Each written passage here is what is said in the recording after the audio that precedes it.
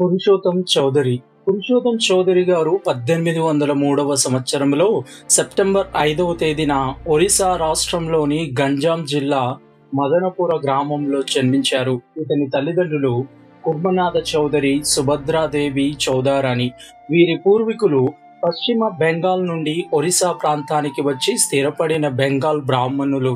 పురుషోత్తం చౌదరి గారికి 7 సంవత్సరాలప్పుడే తమ మత ఆచారాల ప్రకారం ఉపనయనం జరిపి గాయత్రి మంత్రాన్ని ఉపదేశించారు. అలాగే పురుషోత్తం చౌదరి గారు తన బాల్యము నుండే మత నిష్ట కలిగి ఉండేవాడు. అలాగే నిరంతర విగ్రహారాధన, తీర్థయాత్రలతో పాటు భుజాలపై వైష్ణవ మత సూచకాలైన శంకు చక్రాల్ని కూడా కాల్పించుకున్నారు. 1823లో తన మేనమామ కుమార్తె రాధామణి దేవిని వివాహం